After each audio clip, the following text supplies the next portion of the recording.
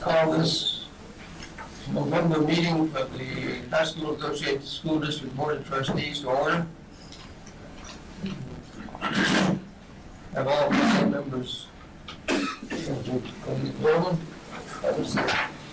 Gautier, junior ROTC.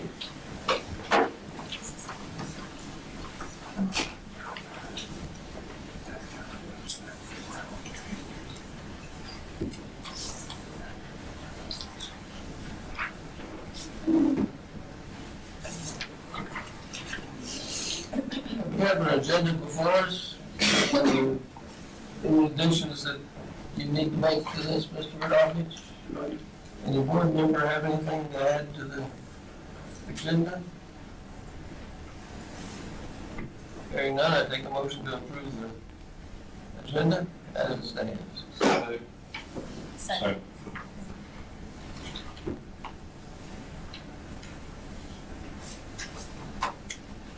All in favor, say aye. Aye.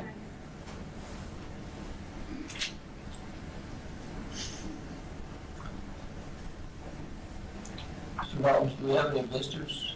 We do. We have Ivan Van Voos from Cherokee Elementary regarding a student, teacher, and principal. Ivy in the room. Yes, ma'am. Can you tell me, does your child currently attend Cherokee Elementary? Yeah, I've removed him from homeschooling. Okay. If this is an issue regarding the school, it'll have to be moved to executive session. And we can confirm that with our attorney. Mr. Sussman. Is this concerning a personal matter regarding the principal? Principal, and also I never received a refund of 2 activities that principal promised she would submit for refund. I think that sounds like it could be a personal matter for the executive session. Thank you. Add that item to the executive session. After you go through the regular board meeting and at the executive session, you'll be able to speak to the board about your concern. Secondly, we have Paul Lacoste here who has a use facility request. And just to give you an opportunity to speak to him, he can give you a little background on what he does and why he does it. So he signed up as a visitor. Okay. Mr. Lacoste. Step up. You can have the floor. Okay, thank you. Talk to the board. Mr. Johnson, thank you for that prayer. I appreciate you starting it off that way. It made me feel great. My name is Paul Lacoste. I'm a former college professional football player. Went to college at Mississippi State University, and I've been performing fitness camps throughout Mississippi for the past 15 years. And our goal through a federal grant is now to bring that program here to Pascagoula. And that is the request that we have on your agenda today. My goal is to have 250 participants go through our fitness program. It's for a 12-week time period, 4 days a week. We're requesting use of the high school football field, the track, and the weight room. It's a very educational program, motivational, inspirational. I have many people that have trained with me that have lost over 100 pounds through their time of working out with me. But my goal and passion through my company and my foundation is to help Mississippians get in the best shape of their lives and motivate them in every aspect of their lives. I've had great teachers. I was a dyslexic child and hyperactive, and I've had great coaches that have impacted my life. And now as someone that coaches for a living, maybe it's not in the classroom, but it's definitely on the field, and it's helping all ages and helping people be in the best shape of their life. My desire is to bring that to the community here in Pascagoula and help 250 people. And this is a free program. They get to be a part of this for free. I do hold them accountable. I learned 12 years ago when I started training people for free, there has to be some sort of accountability held in place to have the participants complete the program. But again, this is a free program for 250 people. Our training takes place in the early morning before students even get on campus.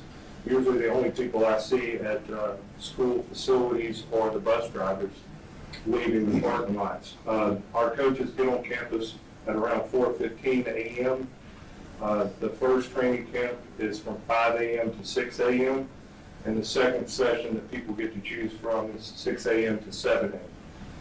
We're usually off campus and out of there by 7:15 at the latest. So hopefully we will not be interfering with any student activities or school activities. A part of the mission of my foundation and this grant is to help people lead by example. And obviously, I want to encourage you guys as school board members to come and be a part of this 12-week training camp. And then also the teachers in the community, because they're in front of our students and in front of our children a lot more than we are. And I want to help them. I will be partnering with the local hospital. We'll do a pre-medical assessment on all of the participants. We'll do a post-medical assessment. We do a pre-fitness test and a post-fitness test. This year we've also added a test called the BEC test for anxiety and depression. So we'll be able to gauge the aspect of how this helps through depression and anxiety. We've also added a mental health counselor because I recognize through my years of doing this that a lot of, some people turn to drugs and alcohol and some people turn to food. And we want to be able to help those people that have taken that hurt and sadness and change it, leave that out on the Pascagoula football field with us, and go out into life and society and be the best that they can be. As you can see, I'm long-winded and I've got that coach in me. I've had a lot of great coaches impact me, but I'm begging you for the opportunity to help me, help the people in this community to come here and be a part of y'all and make a difference. Thank you very much.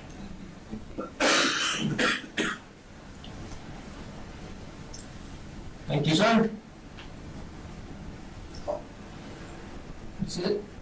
Then Ms. Doc, Good evening. you get your final say so. Yes. We hope that. In the last time I was here, we discussed the goals that we had from last year. When I met with Ms. Damon and Mr. Rodolphich, our current grading for 2016-17 was a D, and we had a goal for 19 points. And last year, we gained 145 points, which scores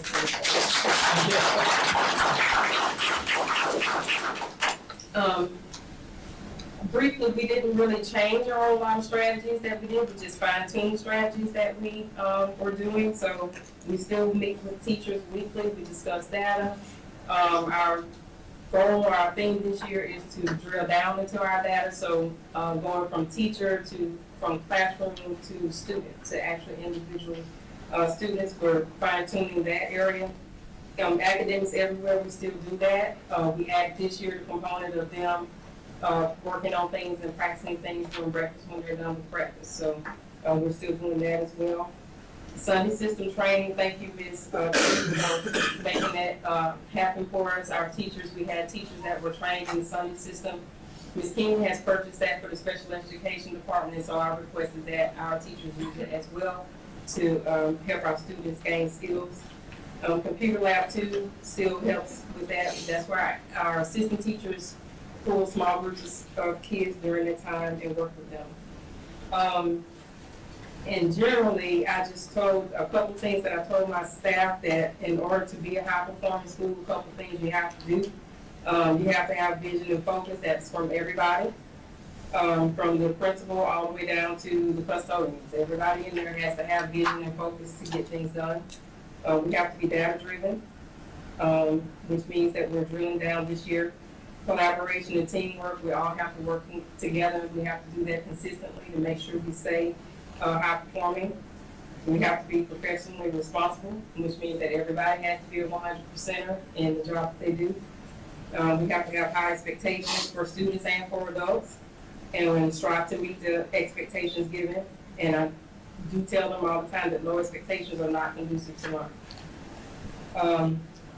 visually appealing. A high-performing school looks like a high-performing school, so it's everybody's responsibility to make sure our school looks good.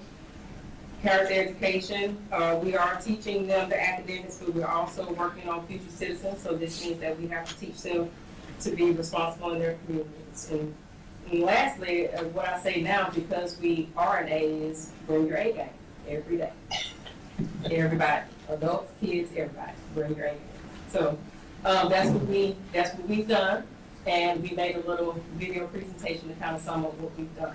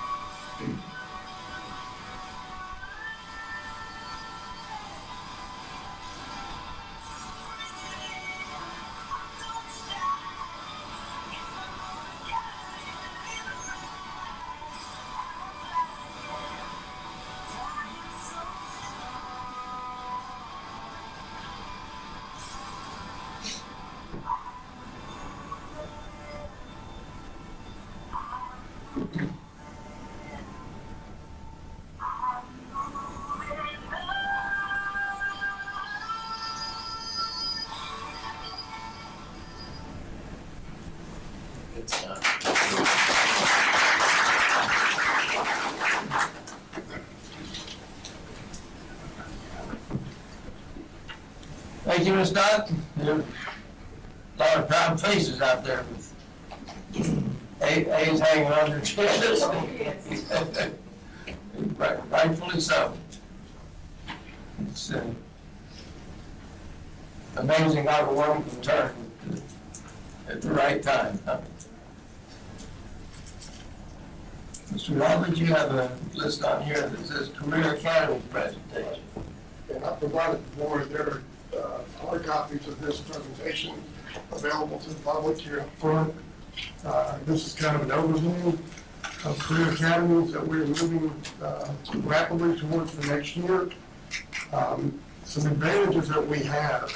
Mr. Buchanan serves as part of our group with the Jackson County Education Initiative group for Chamber of Commerce, and Debbie is our chair. So we get to be on the cutting edge of a lot of opportunities here, and part of that has been Pathways to Possibilities, where all 8th graders in the southern 6 counties have an opportunity to go to one of the largest career fairs in the state. And we've done that religiously. We've helped to develop that program, and several of us travel each year up to the Delta to help them put that program on. We document everything that goes along with it. If you look at our Aaron Jones Family Interactive Center, we've been introducing children to a multitude of occupations now for about 10 years, coming up on our 10-year anniversary. And we've had about 50,000 people pass through there. So there's a lot of great things going on for young people connecting with future potential opportunities. Mr. West and I and our team have been working very hard towards career academies for our school district. And there's a lot of work that goes into that, and the board members have in their possession about 21 of the meetings that we've already conducted this year. So we wanted to make sure the board was aware of all that, but also the communication we've done with parents through letter form. There was one online letter that we put out on all of our social media, and there was a hard copy that we put out throughout the secondary world for high school, middle school students, and our future high school students, because there'll be a transition next year. We recently attended a national convention in Houston, and what we found out there was we're a very fortunate school district. We're very well resourced. Our teachers are well paid. Our classrooms are well situated as far as the number of students that are in them. And it's just a really good opportunity to see what other schools are doing and how fortunate we are. One thing that I failed to mention earlier is that PGSD has the highest number of vocational offerings in the state as we begin this journey. So we have some other advantages there as well, but we've traveled everywhere to try and make sure we see everything, and all of our meetings have been business oriented. We've visited with the Mississippi Export Railroad in Lost Point. We've been to the Port of Gulfport. We've traveled all over, and we have typically an hour-and-a-half meeting where we sit down and ask the business people, what can we do for you as a school district? How can we improve the quality of the applicants that you have in your job area? Because we all know that every child will not go to college, but every child does need to be employed or employable. So I'm going to let Mr. West talk to you just briefly about what we're doing, talk to you about a few local events that we've done, and give you a little bit of better understanding, and then we'll answer any questions the board may have. Mr. West? And Mr. West has spearheaded this initiative. He has basically taken the whole organizational structure and put it together for us, and everybody's pitched in to help him out along the way. Well, just in the last month, we've been very busy. I want to highlight a couple of things. On October 24th, Mr. Brooks and his team organized a meeting with 50 business and industry leaders from Jackson County to talk about a partnership, because the whole purpose of career academies is to lead from high school education into a career field, whether it require a 2-year degree, 4-year degree, advanced degree, military, or if you can go straight into the workforce. If you've been at any of our class night events in the past, you've seen our students are already trusted even right out of high school. We get millions of dollars of scholarship opportunities for our kids to go to school. But we want to do a better job of giving them a real purpose and direction before they go out and start making decisions, and spend a lot of money. You want them to have some idea of where they're going and what they're going to do after they walk across that stage and shake the superintendent's hand and want them to have a plan. So on the 24th, we met with those folks to talk about business partnerships where our teachers can go and extern and learn about the different industries. So when they're in their classroom, they can do a better job relating their content to all the various professions that are available to students right here in Jackson County. On November 1st, we had an event called You're Hired. It's the first time that we've done this. We plan on doing this each semester. We do it with our juniors who are currently enrolled in it was free, so it's not interfering with state testing. But our teachers spent some time prepping them for interviewing skills and doing resume writing. We had, on the day after Halloween, in a torrential downpour, we had close to 250 kids at the FIC who went through mock interviews with professionals. This is not teachers, this is business and industry. We had 80 people that joined us from business and industry that day to conduct mock interviews and do 8 employability seminars. Considering the circumstances that we had, the bad weather the day after Halloween, and the tragedy that has hit Pascagoula High School, we only had 19 kids out of the entire lot that were not there. If you could have seen them come off the bus, just come off the bus, you'd have been blown away. You would have thought they were unloading executive after executive. Our kids couldn't have looked any better. And I want you, you've got a copy of this, but if you'll flip to the last 2 pages. These are comments, this is the survey that went out, and we have several more that will come in. This is the first row that came in just recently. These are the comments from the professionals in the community that dedicated their time. And I love the one that says, I'm still talking about the student who came over and hugged my neck after the event was over. Although she wasn't selected, we gave her several critiques on her resume. She was a clear favorite. I was so impressed with her courage and maturity that she deals with some heavy-duty family issues with the grace that I seldom see in adults, much less a teenager. The quality of the students was impressive. It seemed like a great experience for them. The event was, that's not important. I feel students greatly benefited from this event and are more prepared, a great resource for students in our district. The event opened my eyes to what inspiring children make up the PGSD. I would strongly recommend any individual in the community to participate in this event, even if it's just for a personal pick-me-up of the bright future of this community. And that was the response that we got for our kids.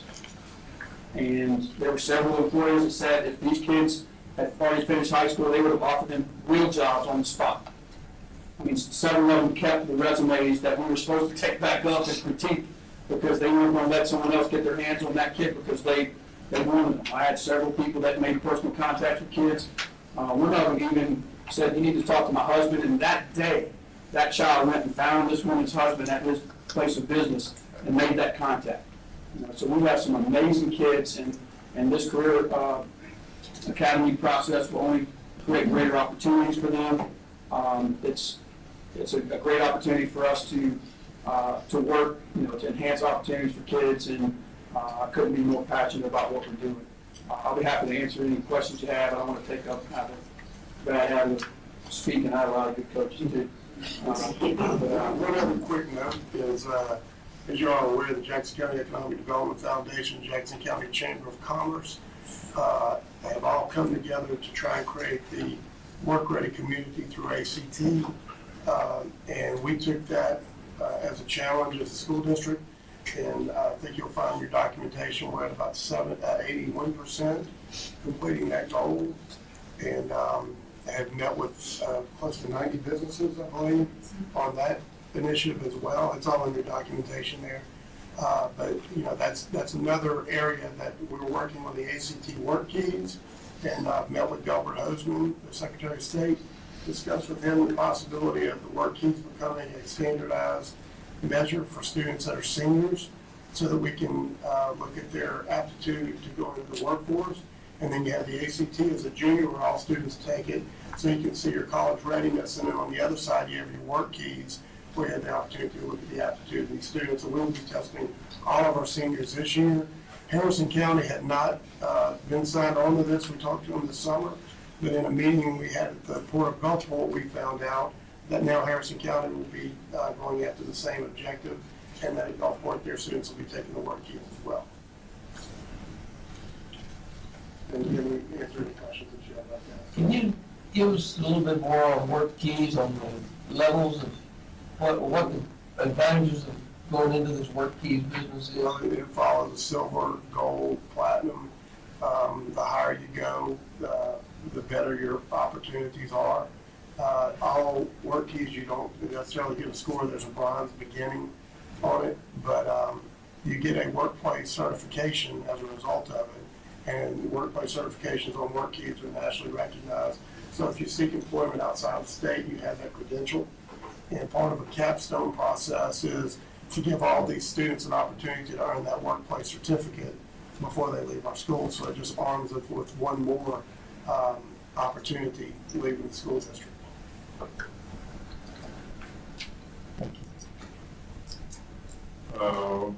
Where did this effort come from? Are we trying to copy somebody, or are we growing? Are we the best around? We will be. Sounds like we're already.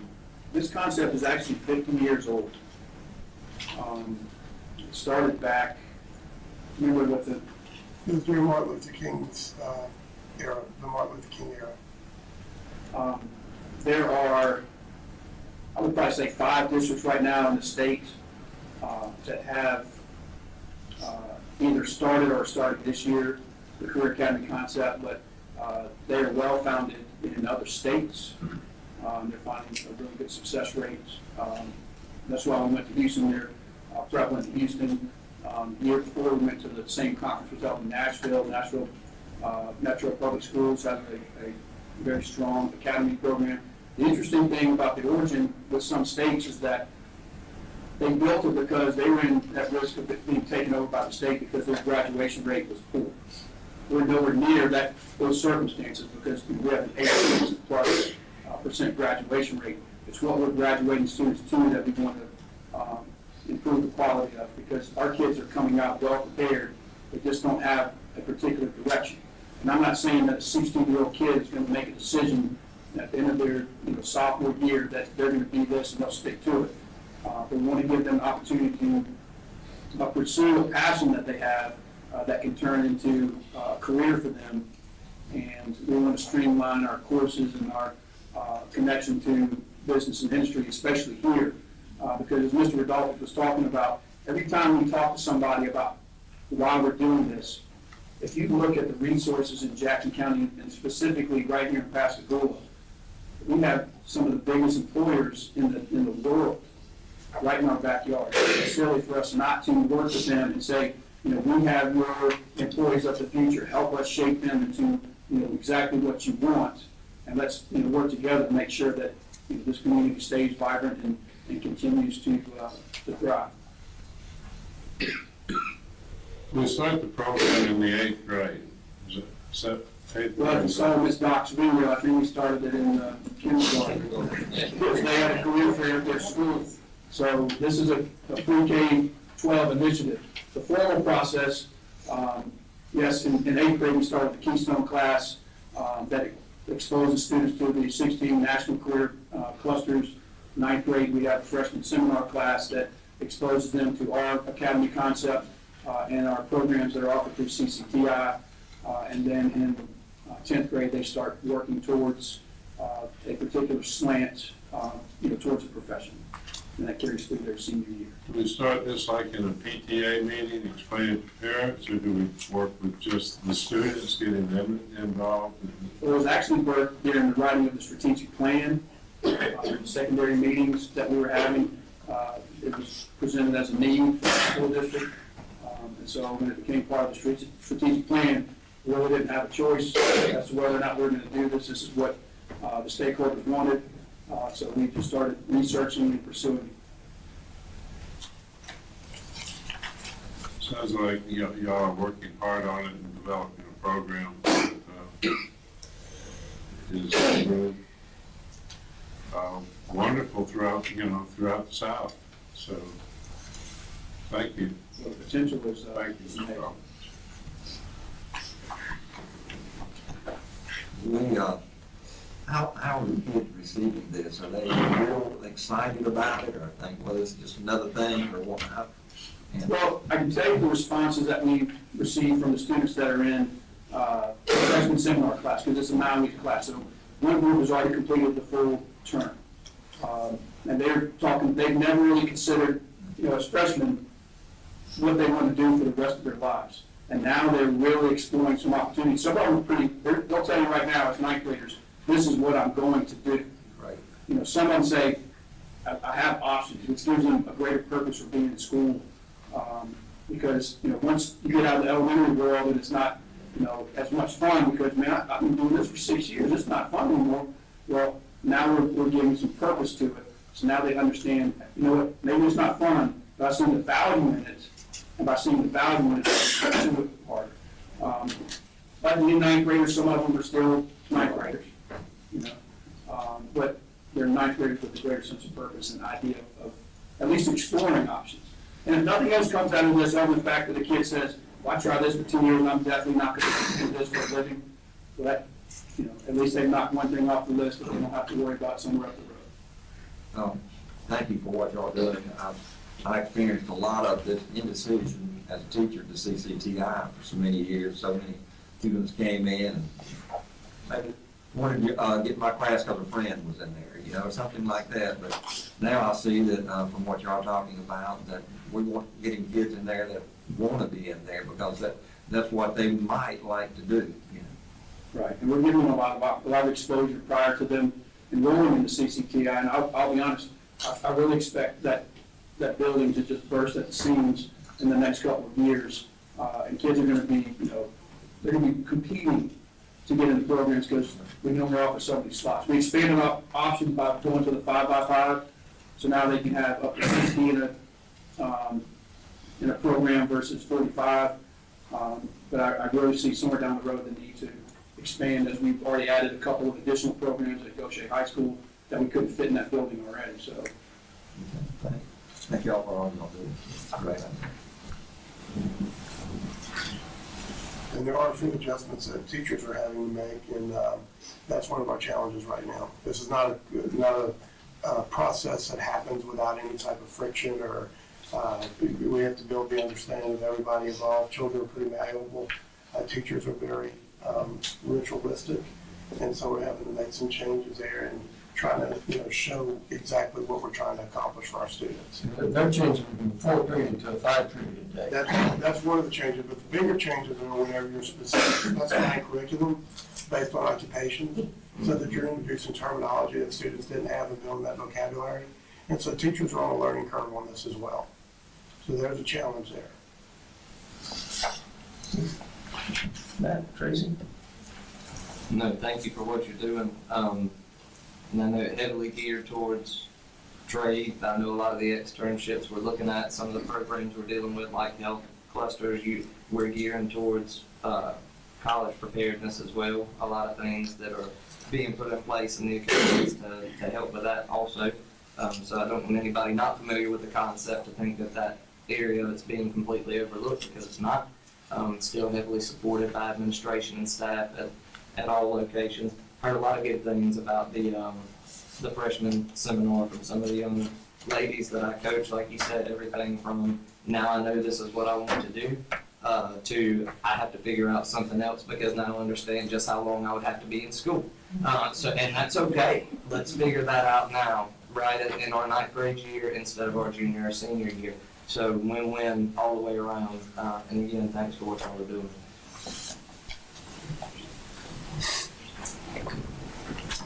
Thank you, sir. Consent agenda. Yes, sir. All right, we're grouping several routine items into a single consent agenda. Any board member may request that any of our items on the consent agenda be removed and considered as a separate item. If no such request is made, all items on the consent agenda may be approved by single action, motion, vote of the Board of Trustees. Consent agenda for November 12th, 2018. Request for approval of board meeting minutes, October 8th, 2018. Request for approval of personnel resignations and recommendations. Request for approval of the docket of claims for October 2018. Request for approval of assignments and transfers. Request for approval of enrollment of out-of-district students whose parents are employees. Request for approval of use of facilities. Request for approval of donations and grants. Request for approval of award RFP for English Learner Database Software System for FY19, FY20, and FY21. Request for approval of expert citizen license. Request for approval of special non-renewable license. Request for approval to remove of equipment from inventory and disposal. Request for approval of construction change order number 3, Pascagoula High School Performing Arts Center project. Request for approval of applications and certificates of payments. Request for approval of updating child nutrition policies. Request for approval of overnight field trip, PHS speech and debate. Request for approval of 2018-19 athletic supplements. Request for approval of to avoid accounts payable checks. school recognition program and supplement payment date changes. Request for approval of special education FY19 project. Request for approval of bid GHS bleacher replacement. It is recommended that all items on the consent agenda for November 12, 2018 be approved. And board, just so you know, if you'll look in that same packet, I know you have it in your other information, but at the conclusion of the first set of letters, there's a budget sheet in there that tells you how far under budget we are on those bleachers. If y'all found that. And it's also correlated to the strategic plan and the numbers. We had that on Friday, update. Yeah.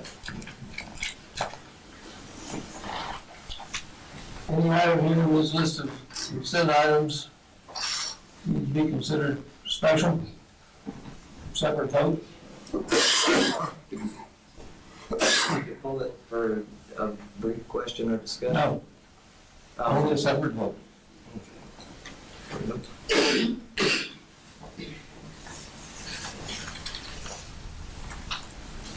You heard the superintendent's recommendation.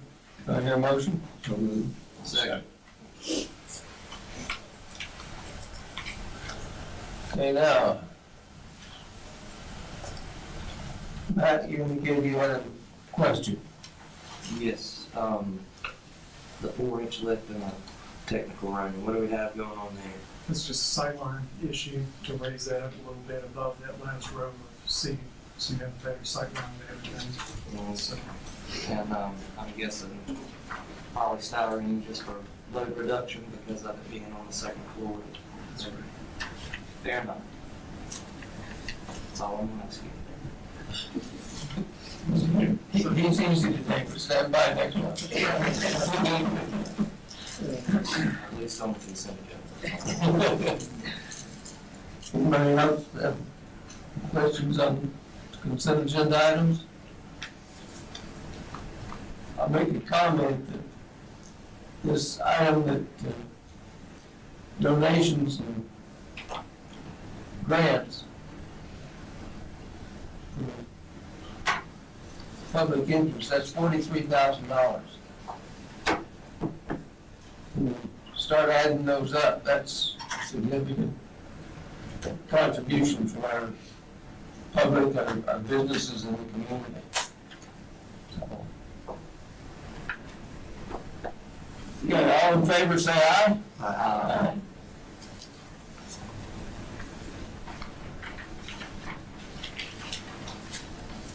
Any opposed, say nay. Sorry about that. Okay, Mr. Ridolfi, that approved 5-0. There are no individual action items on this agenda, so the next thing we're down to is the Section 4 information items that have been provided us.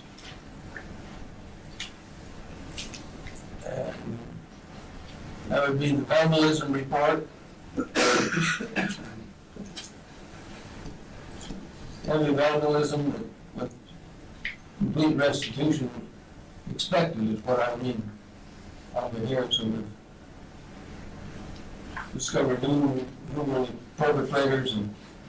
Yeah, they're actually caught in the act. Wow. They make me feel any better now. Locked doors and everything. This was a South Field. I was going past there, there's a lot of blue lights going on down there. I wonder what's happening, and I find this, so. Let me ask you a question about this. When the field was in use, was it being used by another entity other than the school district? It was being used by the school district for games? Non-event, there wasn't anything going on down there. Well, at the conclusion of the event, the facility was left open, is that what I Yeah, understand? that's all in the hands of our law enforcement. And they're still trying to determine, there were a number of individuals that were down there, but they're still trying to determine specifically who was responsible. But my question deals with, was it left open after a public school event, or was it left open after a community event? I'm just saying, I'm not we sure have- what the correct answer is on that. we have people who use our facilities, and they provide claims of, proof of insurance. My question is,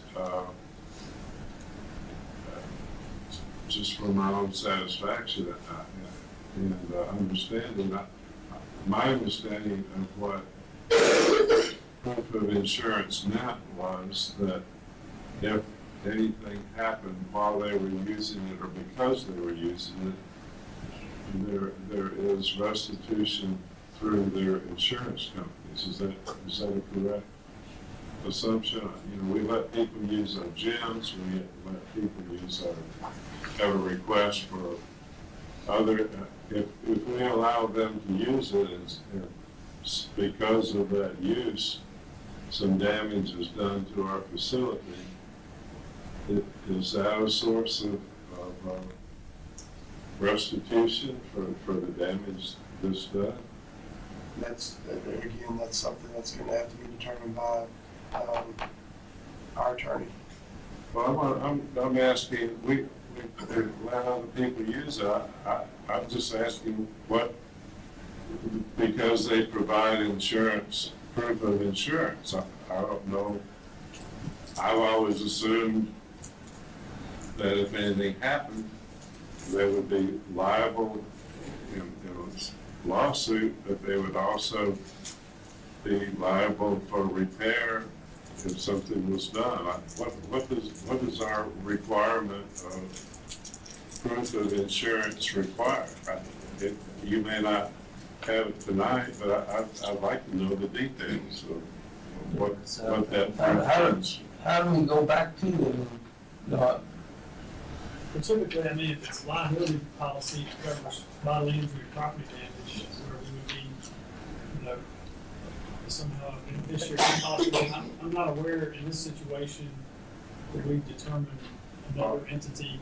I'm not even asking in this case. I don't know what, I'm assuming that proof of insurance means something more than if they're sued, they're covered. What about, I need to know what our basic requirement is for outside groups to use our facility. What type of insurance do we require? And Mrs. Grant can probably, if she sees these policies, typically it's, it's again, for bodily injury, property damage, while they are using our facilities. And where we're named as an additional insured, or somehow we can make a first party claim on that policy, if something were to that we could seek restitution or damages. I'd just like it presented to us maybe in December, what our requirement is. Sure. What does it mean for, how do we get there? Okay. If you would please, I don't know whether Jenna or Kelly. Talk a little bit about that in December. Sure, I mean, basically, we're just shifting the risk. I mean, we're covered under the Tort Claims Act, and this would be not tapping into that, but looking to someone else to pay for any damage for them using our facilities. Sure. We'll discuss it more. Discipline report.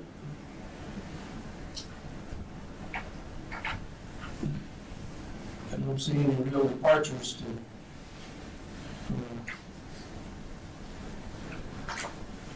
norm or anything to get excited about.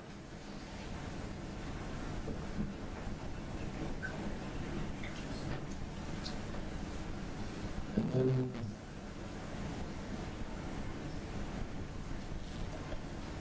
construction update.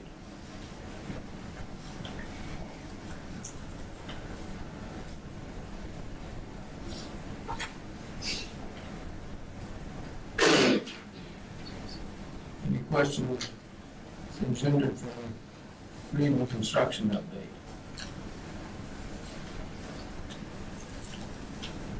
You already had your shot.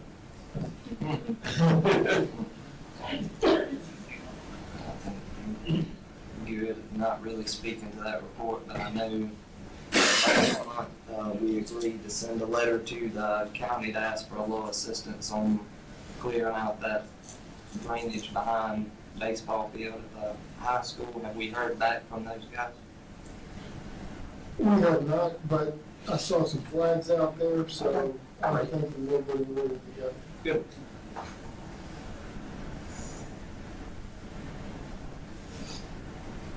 Do you have any questions on construction report?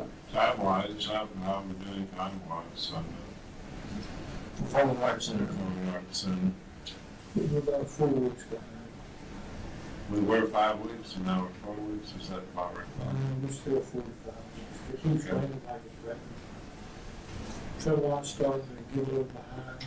Probably the rain. It's taking shape, it looks nice, and it's starting to look. Not running along the blue wall. Yeah, you can tell people that's not gonna be the original color of the blue. As I keep working on it. It's gonna be covered in blue. Well, the phase of construction that's ahead of us, you know, they'll start covering the building. They might be able to get to the point where rain doesn't delay them and they can catch up then, or are we still? Yeah, they're trying to get the Performing Arts Center sealed in as fast as they can. Yeah, that's what's helping trend along a little bit now. I mean, there's some paint going on the inside, when it's not pouring down rain and damp. And since the brick all on the outside, the block is still getting a little wet, so they can't paint. It rains too much. Yeah, getting the Performing Arts Center, they need to get it dried in, they're working on it as fast as they can.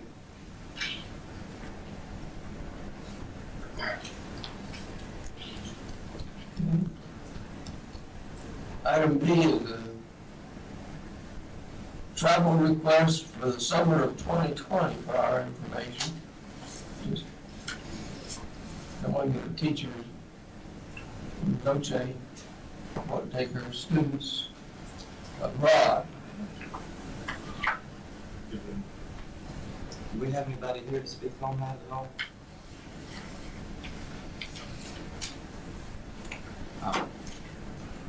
No. So, looking through it, in the beginning, I like the idea. If parents are willing to commit their children to an event such as that, and hopefully be a positive experience for them. With the distance of travel and so many things that will be out of our control as a district, and definitely look to the administration for your feedback as well, but I'm of the personal opinion that this should be hands-off as far as the district is concerned from a liability standpoint. As far as money's being filtered even through from one to the other, or I just hate for us to end up in by proxy sponsorship of this event and then something happen and the district be held liable. Please step in if you think I'm overstepping there. It's not a valid thought or request. That's, It looks like they're covered since they're under a $50 million general liability policy, even if the tour is not considered a school event. your position parallels mine and parallels previous position the board has taken. It's probably the first one of these that you've seen. Sure. There's a reason that there's not a recommendation on there. I would not advise the board to undertake a liability. A 1-to-6 ratio is not a good ratio. I have a 1-to-4 ratio in a 3-bedroom house, I can't tell you what half my kids are half the time. They turn kids loose in Tanzania, one situation. And that's as practically as I can say. Is this something they're gonna embark on anyway, regardless if Yeah, I school? think that we should tell them this is. the Right, only it could go straight from them, the parents, to this company, Right. and leave us out of it. Right. And the teacher's not under contract at that time either. Right. It's not contracted. Yeah. And I think now, by all means, if they need to have a few meetings ahead of time or whatever, then we provide them equal access to a room to meet, just as we would any other group that was quasi-educational undertaking an event. But that be as far as we take it, we won't deny them access for planning purposes any more than we would anyone else. But ensuring that they receive documentation stating that this is not sponsored by nor affiliated with the district. Kind of like the insurance liability, kind of the same question as far as, what does it cover? I mean, who is it covering? In other words, do we have Sure.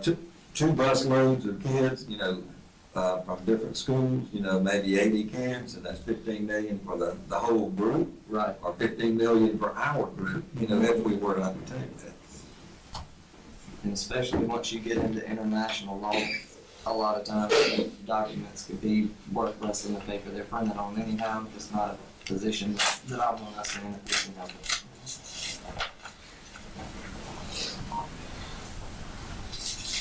Having been to Africa, I'm excited about this. Just personally, when my grandson gets old enough to travel internationally, my first trip will be to Africa. It is a tremendously wonderful experience. It looks like they'll be doing some work, locally to whatever you say with the schools there, or with something. I can't remember exactly what the process was, but then to go on an actual safari and is just amazing. So there's a whole world out there. Like Mr. Goff's 1-to-6 teacher-student ratio with middle school students is really rough there.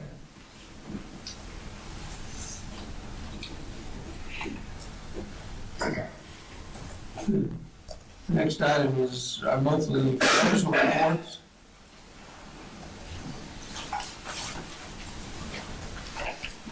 We're down to November, the end of our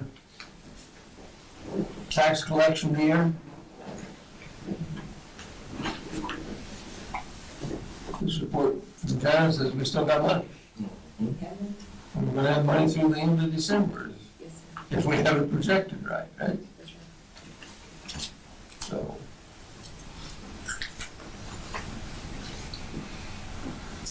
That's a real tricky thing. We get a payday, virtual payday, in the first 3 months of the year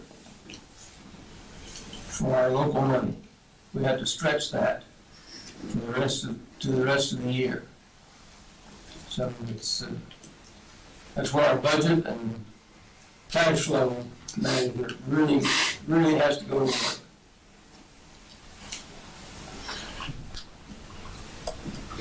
Section 5, first item on here is our progress through board policies that we read along the way with. A couple of weeks ago, Ms. Rubin asked me, says, can I group G with F? There was only a very small handful of policies in the F category. When you look at the policies, you find out that, oh yeah, there's only 6 or 8 in F. There's 200 out here in G. Right. So I said, yeah, but let's take it in a reasonable bite here and take a piece off of the G section. So we have responses to turn into Mr. Rodolphus with regard to policy, so we can get those updated. And the question that comes to mind, Mr. Radovich, is as we turn these in, what happens to them? How are we getting those policies updated? That we submit them to finance and to our attorney. And then they have the adjustment. We have one that's very confusing from last month. I have a copy of the law on my desk, so, and it's related to speed of bus travel. That's really outdated. Really It's still there. And there's an article, transportation of pupils. Y'all have seen this document? Have y'all not seen this document? It shall be unlawful for a driver of any school bus, whether public or a contract bus, to drive said bus at a speed greater than 45 miles per hour while transporting children to and from and on regular routes. However, any such driver while operating a school bus on other authorized trips shall not drive the school bus at a speed greater than 50 miles per hour. And so if we put buses on the interstate and you're only driving 50 miles an hour, You're gonna get run over. yeah, they're gonna get, the big trucks are gonna, so that's something that we gotta look very closely at with our attorney. I wish the senator would've hung out for a few more minutes. We could've broached the subject with him very quickly. So I received this document here. Yes, Is that from Mr. Johnson? it is. I set a copy in front of everybody, and it's nothing that was of major consequence. And we have a lot of policy, and we try where possible to reference either our state's constitution or the national standards. We're bound by one of those. In regards to personnel records, was just a simple removing of an old standard of NCLB and updating with the SSA where applicable there. And then the other was just a consideration of a possible verbiage change that I've got written there for you guys. I don't think that the spirit of the policy as it currently stands has any sort of malintent, but just possible hang up we could find with some verbiage there, so it's there for your perusal. Whatever y'all want to do with it is fine by me, either way. Well, unless it's restricted by law, can the board give me on the verbiage as it relates to the recommendation on the architects? Is there any issue? Can we make a motion? Are we able to make a motion on that at this time to where you guys can vote on it and we can we'll go ahead and make the change in the next few days? And the same would be said as the formality from NCLB to ESSA. It'd be a formality, but at least we can't officially support policy without the board's consent. So. Is there anything there, Kelly, that relates to the use of language?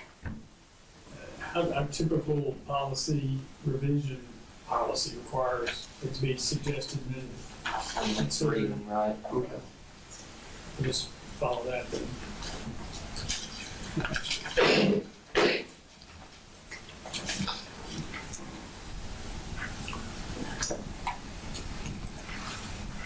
The other issue that we talked about at the last meeting was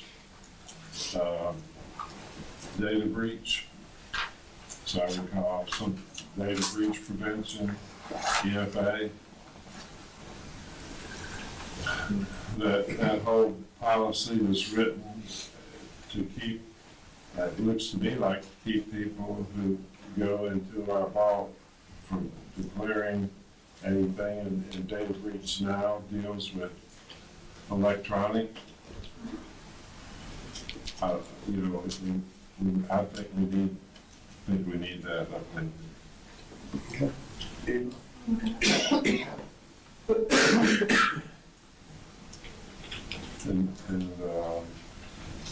somewhere else I read, and I may be getting ahead because I can't find it anymore, is the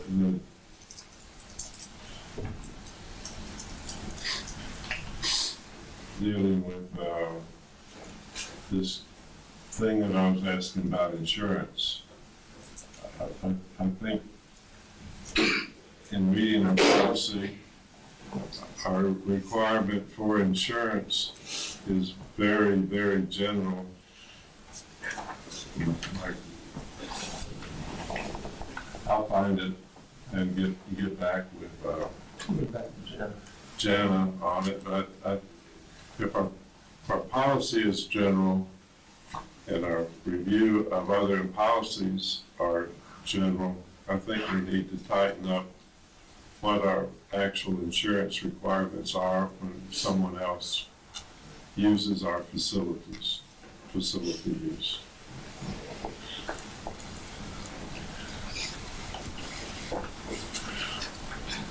Okay. Any other comments on that? Okay, then we're down to item B, that'd be Sonny's. Yes, if my memory serves me correct, might be wrong, but on this responsibility factor here of teachers, you know, as I said, in elementary schools, and we all go up to we're based on enrollment.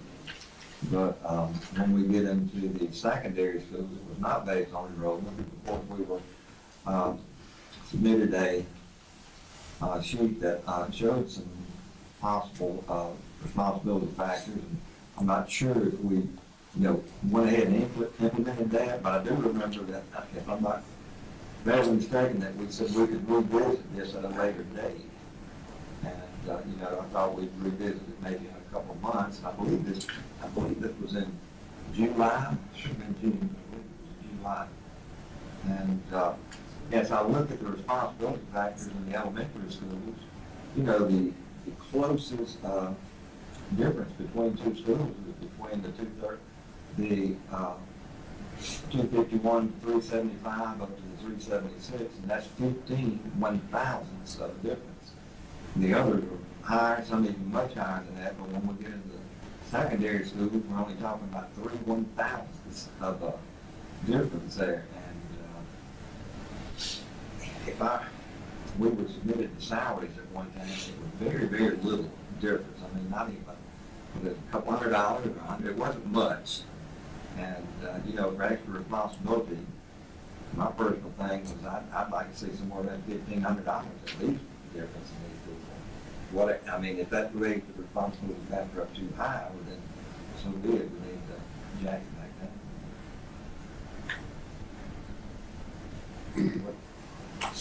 Do y'all remember what we were talking about? Yeah, I don't know if we said that we were gonna get it back and revisit it or not. I'm not saying I remember that portion, but going back to July just now, that is, it's as approved then, that's schedule we did approve at that time. I remember we had a lengthy discussion about that topic.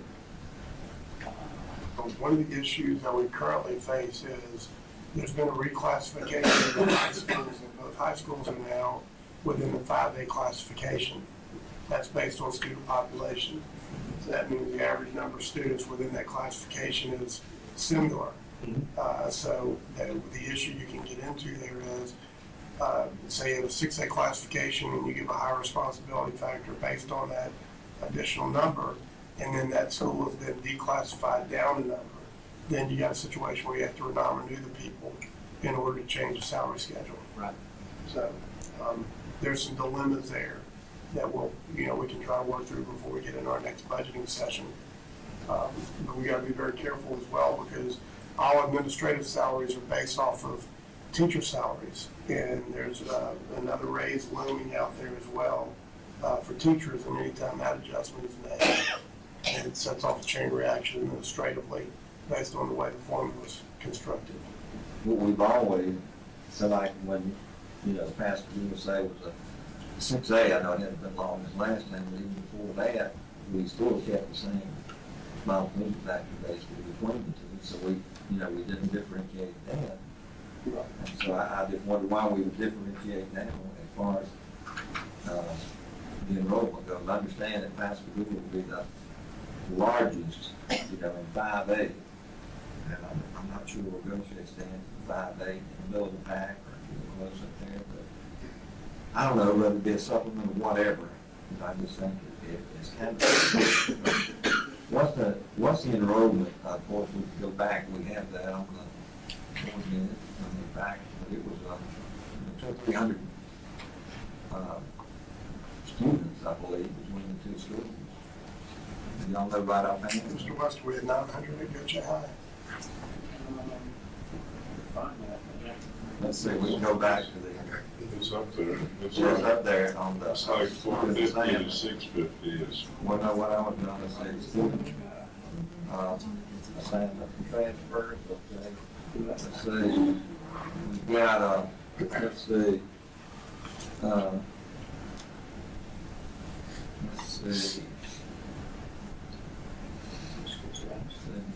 as far as the, middle school, Pascagoula has 613, and Gautier has 447, probably around 25% or so more students. And, then we'll get to the high school, and Pascagoula has 1,054 compared to 894 at, Gautier this last month. So, about 160, more students. One of the things I think we need to look at is, 894 is what I'm showing. Yeah. Yeah, let's say 890. 894 at Gautier High School. Right. 894 Gautier High and 1,054 Pascagoula. And then 667 at Trent Lodge, as compared to 488 at Sing River Academy. one of the ways I would look at it is administrative costs, like per student type of thing. If for instance, Trent Lott has a new teacher assigned to cover the additional responsibility, so you need to add principal, assistant principal, lead teacher costs, and any other adjustments that are done because if you have 20 students and you have another assistant principal, well, that takes the load off the principal because he's now 3 people rather than 2 people. Well, like I say, at the end of the day, the buck's gonna stop the principal regardless. Well, then we can say, I think it'd be unfair if we took a lead teacher away from our principal because we're gonna pay him more. He needs that all the We're not principals talking need to about, help. we're not talking. No, I'm just saying, put the assistant principal and the lead teacher's time is on the same level. Again, you're talking about cost per student. We did that, we would take Lake and Beach would be, administrative costs would be super high as compared. Well, look, we know Gautier has 3 schools with 3 principals. Pascagoula has 7 elementary schools with 7. There's no fairness, in administrative costs. I think the administration fights hard to make things balanced and work out well, rather than saying, we want to do this because we don't know anything that doesn't look fair. I think we ought to ask them to provide some information on is it fair or not? Well, let me give you an example. You have a principal or assistant principal gonna handle all the referrals and, from school, and if you go to say, the difference between, Comer, you're gonna get, as an average, you're gonna get a lot more referrals at 613 than you would 447 students. I mean, that's just, you're just gonna get them, so it's gonna increase the load. That's time spent workload. Right. That's just my thoughts, and I'm just one, so I just want to throw it out there. When you add all the workload components up, Yeah. all equally loaded for compensation. Personally, I think that the principals would like the extra help and not the extra. Oh, I know, but what I'm saying, Yeah. that's why I'm cheaper than giving an extra. No, we're not being cheap in our skills, in my opinion. Anyway, those are my thoughts. Mr. Banks, we'll look at the adjustment so that, is it okay that we do that for the next budget session? Wait, it's too late now, I guess it'll have to be. So we'll begin with the new budget session. I'll put that down. The first thing on the list is to review the secondary principal scales as it relates to responsibility finders. Ms. Graham? Get that? You guys start that process in late February, March, somewhere. Before you know it. Okay, thank you, sir. Next item is to look at the list of potential executive session items and close our meeting to determine the need for executive session. We've heard of one item got added to the list, definitely, so I don't know that I got them all here for. If you refresh, Mr. Buchanan, it will show up. So what? If you refresh, it will show. That'd be F5. Yes, sir. I want to take the risk.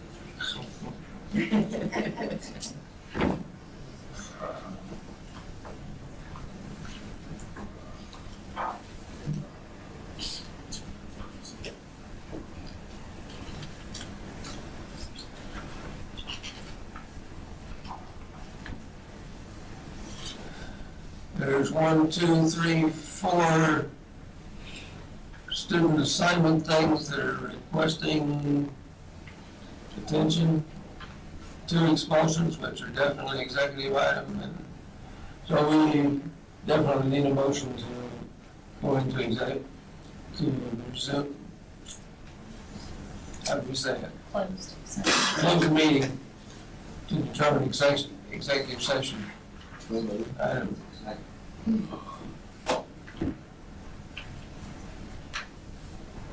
All in favor, say aye. Aye. Any opposed, nay?